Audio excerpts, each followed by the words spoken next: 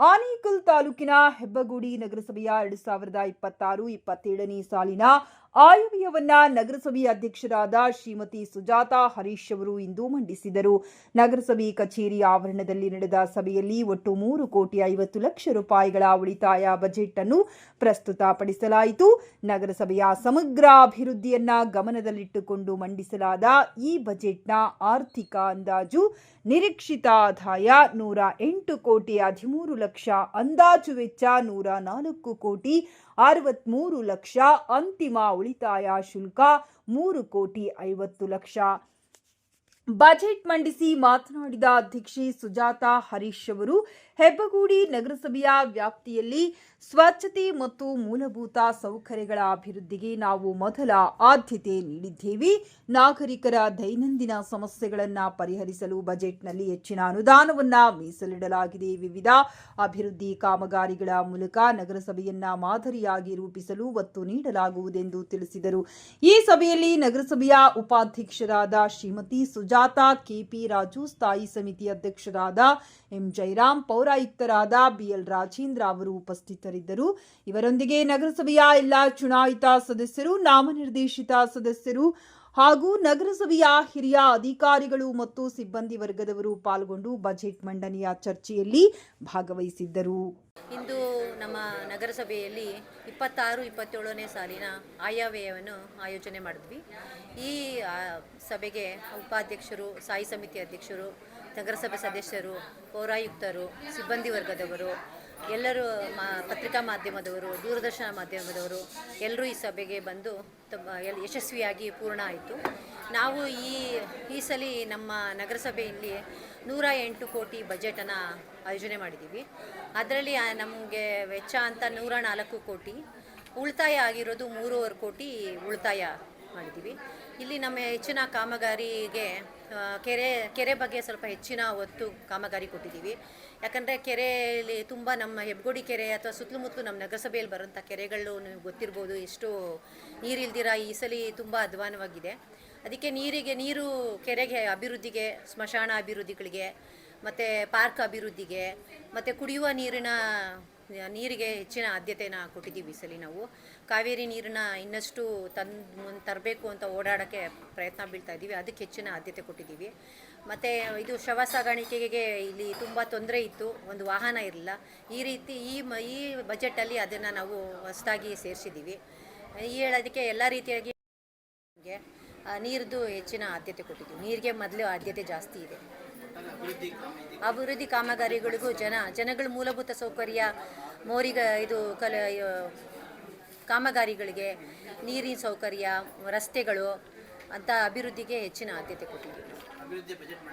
ಹೌದು, ಅಭಿವೃದ್ಧಿ ಬಜೆಟ್ ಮಂಡನೆ ಇದು ಅಂತ ಹೇಳಕ್ಕೆ ಇಷ್ಟಪಡ್ತೀವಿ. ನಮ್ಮ ಹೆಬ್ಬಗೋಡ ನಗರಸಭೆಯಲ್ಲಿ ಶ್ರೀಮತಿ ಸುಜಾತಾ ಹರೀಶ್ ಅವರು, ನಗರಸಭೆ ಅಧ್ಯಕ್ಷರು, ಹೆಬ್ಬಗೋಡಿ ನಗರಸಭೆ 2026 ಮತ್ತು 27ನೇ ಬಡ್ಜೆಟನ್ನು ಮಂಡಿಸಿದ್ದಾರೆ. ಭಾಳ ಯಾಕಂದರೆ ನಾವು ಸಾರ್ವಜನಿಕರಿಂದ ಸಭೆಗಳು ಮಾಡಿ ಮತ್ತು ನಮ್ಮ ನಗರಸಭೆ ಸದಸ್ಯಗಳಿಂದ ಒಂದು ಸಭೆ ಮಾಡಿ ಅಭಿವೃದ್ಧಿ ಬಗ್ಗೆ ಯೋಚನೆ ಮಾಡಿ ಹೆಬ್ಬಗೋಡಿ ನಗರಸಭೆಯಿಂದ ಬಡ್ಜೆಟನ್ನು 108 ಕೋಟಿ ಬಡ್ಜೆಟನ್ನು, ಹೆಬ್ಬಗೋಡಿ ಸುತ್ತಮುತ್ತ ನಗರಸಭೆ ಇರತಕ್ಕಂಥ ಎಲ್ಲ ಕೆರೆಗಳಲ್ಲಿ ನೀರಿನ ಒಂದು ಅಭಾವ ಇದೆ. ಆ ಒಂದು ನೀರಿನ ಒಂದು ಅಭಾವವನ್ನು ನಿರ್ವಹಣೆ ಮಾಡಲು ಏನು KC ವ್ಯಾಲಿ ಏನಿದೆಯೋ, ಒಂದು ಹುಳಿಮಂಗ್ಲವರೆಗೂ ಬಂದಿದೆ ಆ ಒಂದು ಪೈಪು. ಅಲ್ಲಿಂದ ಇಲ್ಲಿಗೆ ಏನು ನೀರು ಬರಬೇಕಾಗಿರೋದಕ್ಕೆ ಅದು ಸುಮಾರು ಒಂದು 7-8 ಕೋಟಿ ಅದಕ್ಕೆ ಖರ್ಚಾಗುತ್ತೆ. ಅದು ಕೂಡ ನಾವು ಹೆಚ್ಚು ಪ್ರಾಮುಖ್ಯತೆ ಕೊಟ್ಟಿದ್ದೀವಿ. ಅದೇ ರೀತಿ ಅಭಿವೃದ್ಧಿ ಕಾರ್ಯಕ್ರಮಗಳು, ಒಂದು ಪಾರ್ಕ್ ಆಗಲಿ ಮತ್ತು ಮಶಾಣ ಅಭಿವೃದ್ಧಿಗೆ ಆಗಲಿ ಮತ್ತು ಉಳಿದ ಬೀದಿ ದೀಪಗಳಿಗೆ ಇದಕ್ಕೆಲ್ಲ ಹೆಚ್ಚು ಪ್ರಾಮುಖ್ಯತೆ ಕೊಟ್ಟಿದ್ದೀವಿ. ವಿಶೇಷವಾಗಿ ಕುಡಿಯೋ ನೀರಿಗೆ ಹೆಚ್ಚು ಕೊಟ್ಟಿದ್ದೀವಿ. ಮತ್ತು ಈ ಹೆಬ್ಬಗೋಡಿ ನಗರಸಭೆಗೆ ಏನು ಒಂದು ಸ್ವಂತ ಕಟ್ಟಡವಿಲ್ಲ, ಆ ಕಟ್ಟಡ ನಿರ್ಮಾಣಕ್ಕೂ ಸಹ ಈ ಸಲ ಬಡ್ಜೆಟಲ್ಲಿ ಅಮೌಂಟ್ ಪ್ರಾವಿಷನ್ ಮಾಡಿದ್ದೀವಿ. ಅದೇ ರೀತಿ ಒಂದು ಕುಡಿಯೋ ನೀರಿನ ಸಮಸ್ಯೆ ಇದೆ, ಅದಕ್ಕೆ ನೀರಿನ ಸರಿಯಾಗಿ ಪೂರೈಕೆ ಆಗ್ತಾಯಿಲ್ಲ. ಅದಕ್ಕೂ ಸುಮಾರು ಒಂದು ಹೊಸದಾಗಿ ಟ್ಯಾಕ್ಟ್ರ್ಗಳನ್ನು ಕೊಂಡುಕೊಳ್ಳೋ 75 ಲಕ್ಷದಷ್ಟು ಅಮೌಂಟ್ ಪ್ರಾವಿಷನ್ ಮಾಡಿದ್ವಿ. ಮತ್ತು ವಿಶೇಷವಾಗಿ ಹೇಳಬೇಕಾದ್ರೆ ಒಂದು ಉತ್ತಮ ಒಂದು ಅಭಿವೃದ್ಧಿಯ ಒಂದು ಬಜೆಟ್ ಆಗಿದೆ. ಈ ಬಜೆಟನ್ನು ಮಂಡಿಸಿ ಒಂದು ಒಳ್ಳೆ ರೀತಿ ಕೆಲಸಗಳನ್ನ ಮಾಡ್ಕೊಂಡು ಹೋಗ್ತೀನಿ ಹೇಳಿ ಈ ಸಮಯದಲ್ಲಿ ಇಚ್ಛೆಪಡ್ತೀನಿ. ಎಲ್ಲರಿಗೂ ನಮಸ್ಕಾರ.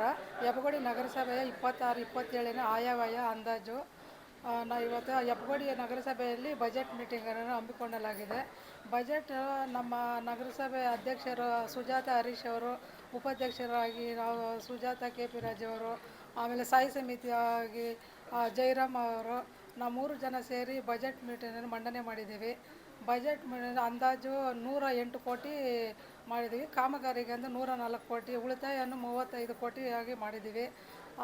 ಇದು ನಗರಸಭೆಯಲ್ಲಿ ಕಾಮಗಾರಿ ವೆಚ್ಚ ಚರಂಡಿಗಳ ಅಂತ 17 ಕೋಟಿ ವೆಚ್ಚ ಮಾಡಿದ್ದೀವಿ. CC ಕ್ಯಾಮ್ರಾಗಳ ಅಳವಡಿಕೆಗಾಗಿ 1 ಕೋಟಿ ಅಭಿವೃದ್ಧಿ ಮಾಡಿದ್ದೀವಿ. ಆಮೇಲೆ ಇನ್ನು ಎಲ್ಲ ಕಾಮಗಾರಿಗಳು ಒಟ್ಟು ಸೇರಿ 37 ಕೋಟಿ 84 ಲಕ್ಷನ ಕಾಮಗಾರಿಗಳಿಗಂತ ಇದು ಮಾಡಿದ್ದೀವಿ.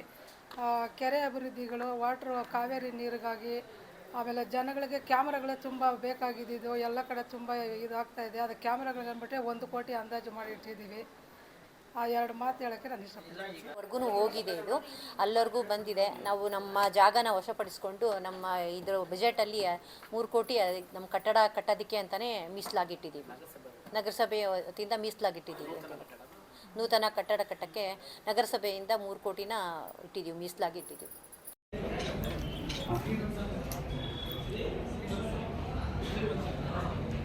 ಹೆಬ್ಬಗೋಡಿ ನಗರಸಭೆ ವತಿಯಿಂದ ಇಂದು 26-27ನೇ ಸಾಲಿನ ಆಯವ್ಯಯ ಮಂಡನೆಯನ್ನು ಮಾನ್ಯ ಗೌರವಾನ್ವಿತ ಅಧ್ಯಕ್ಷರಾದಂತಹ ಶ್ರೀಮತಿ ಸುಜಾತ ಹರೀಶ್ ಅವರು ಮಂಡನೆ ಮಾಡಿದ್ರು. ಇದು ವರ್ಷದಾಯಕ ವಿಚಾರ. ಏಕೆಂದರೆ ಭಾಳಷ್ಟು ನಾನು ಒಂದು 5-6 ಲೋಕಲ್ ಬಾಡಿಲಿ ಕೆಲಸ ಮಾಡಿದ್ದೀನಿ. ಅಧ್ಯಕ್ಷರು ಈ ಥರ ಸ್ಪೀಚ್ ಮಾಡ್ತಾರೆ ಅಂತ ನಾನು ಇದೇ ಫಸ್ಟು ಅಂತ ಅಂದ್ಕೊಂಡಿದ್ದೀನಿ. ಚೆನ್ನಾಗಿ ಮಾಡಿದ್ರು, ಉತ್ತಮ ಬೆಳವಣಿಗೆ. ಯಾಕಂದರೆ ಈಗ ಎಜುಕೇಟೆಡ್ ಪರ್ಸನ್ಸು ಅಧ್ಯಕ್ಷರು, ಉಪಾಧ್ಯಕ್ಷರು, ಸ್ಟ್ಯಾಂಡಿಂಗ್ ಕಮಿಟಿ ಎಲ್ಲ ಆದಾಗ ನಾವು ಸ್ವಲ್ಪ ಅತ್ಯುನ್ನತವಾಗಿ ಕೆಲಸ ಮಾಡ್ಬೋದು. ಒಂಥರ ಉತ್ತಮ ಬೆಳವಣಿಗೆ ಅಂತ ಅಂದ್ಕೊತೀನಿ. ಇಂದು ಹೆಬ್ಬಗೋಡಿಯಲ್ಲಿ 108 ಕೋಟಿ ಒಟ್ಟು ಬಜೆಟನ್ನು ನಾವು ಮಾಡಿದ್ವಿ. ಅದರಲ್ಲಿ 104 ಕೋಟಿ ಬಜೆಟನ್ನು ನಾವು ಖರ್ಚು ವೆಚ್ಚಕ್ಕೆ ಅಂತ ಅಂದ್ಕೊಂಡಿದ್ವಿ. ಉಳಿತಾಯ ಬಜೆಟ್ಟು ಇನ್ನು 3 ಕೋಟಿ 50 ಲಕ್ಷ ಉಳಿತಾಯ ಬಜೆಟನ್ನು ನಾವು ಮಾಡಿದ್ವಿ. ಮಾನ್ಯ ಗೌರವಾನ್ವಿತ ಅಧ್ಯಕ್ಷರು ಇವತ್ತು ಮಂಡನೆ ಮಾಡಿದ್ದು. ಕೆಲವೊಂದು ನಮ್ಮ ಲೋಕಲಲ್ಲಿ ನಗರಸಭೆಗೆ ಪೂರಕವಾಗಿ ಏನು ಬೇಕು, ಮೂಲಭೂತ ಸೌಕರ್ಯಗಳಿಗೆ ಏನು ಬೇಕು ಅನ್ನೋದ್ರ ಬಗ್ಗೆ ಭಾಳಷ್ಟು ಅಚ್ಚುಕಟ್ಟಾಗಿ ಹೇಳಿದರು. ನೀರಿನ ಸೌಲಭ್ಯ ಆಗ್ಬೋದು, ಒಳಚರಂಡಿ ವ್ಯವಸ್ಥೆ ಆಗ್ಬೋದು, ಸ್ಮಶಾನಗಳ ಅಭಿವೃದ್ಧಿ ಆಗ್ಬೋದು, ಕೆಲವೊಂದು ನಮ್ಮ UGD ಕೆಲಸಗಳು ನಡೀತಾ ಐತೆ, ಅದನ್ನು ಕಾರ್ಯಗತಗೊಳಿಸೋದಕ್ಕೆ ಏನು ಮಾಡಬೇಕು ಅಂಥ ಕೆಲಸ ಕಾರ್ಯಗಳನ್ನ ಆಗ್ಬೋದು. ಕಾವೇರಿ ನೀರನ್ನು ನಾವು ಯಾವ ರೀತಿ ತೊಗೊಬೇಕು, ಆಲ್ರೆಡಿ ಒಂದು ಪ್ರಾಜೆಕ್ಟ್ನ ನಮ್ಮ ಅಧ್ಯಕ್ಷರು ಎಲ್ಲ ನಮ್ಮ ಸದಸ್ಯರು ಸಹ ಅದನ್ನು ನಾವು ಡಿಸ್ಕಸ್ ಮಾಡಿದ್ವಿ. ಮುಂದಿನ ದಿನಗಳಲ್ಲಿ ನಮಗೆ ಹೆಚ್ಚು ಕಾವೇರಿ ನೀರು ಬೇಕು ಅಂತ ಮಾನ್ಯ ನಮ್ಮ ಶಾಸಕರು ಶಿವಣ್ಣ ಸಾಹೇಬರ ಕಡೆಯಿಂದ ಅದನ್ನು ಸಹ ಮೂವ್ಮೆಂಟ್ ಮಾಡಿದ್ವಿ. ಅದನ್ನು ಈ ವರ್ಷಕ್ಕೆ ನಾವು ಕಾರ್ಯರೂಪಕ್ಕೆ ತರ್ತೀವಿ. ಮುಂದಿನ ದಿನಗಳಲ್ಲಿ ಹೆಬ್ಬಗೋಡಿಯನ್ನು ನಾವು ಸುಂದರ ಮತ್ತು ಸ್ವಚ್ಛ ನಗರವನ್ನಾಗಿ ಮಾಡ್ತೀವಿ. ಈ ಒಂದು ಸ್ವಚ್ಛ ನಗರಕ್ಕೆ ತಮ್ಮೆಲ್ಲರ ಸಹಕಾರ ಅತ್ಯಗತ್ಯ ಅಂತ ಕೋರಿ ಕಟ್ಟಡ ನಿರ್ಮಾಣಕ್ಕೆ ಆಲ್ರೆಡಿ ನಾವು ನಗರೋತ್ಥಾನ ಯೋಜನೆಯಡಿ 3 ಕೋಟಿ ಪ್ರಾಜೆಕ್ಟ್ ಆಲ್ರೆಡಿ ನಾವು DPR ಆಗಿದೆ. ಉಳಿಕೆ ಮೊತ್ತವನ್ನು ಸರ್ಕಾರದಿಂದ 7 ಕೋಟಿ ಮೊತ್ತವನ್ನು ಸರ್ಕಾರದಿಂದ ಕೊಡೋಕ್ಕೆ ಫೈನಲ್ ಆಗಿದೆ.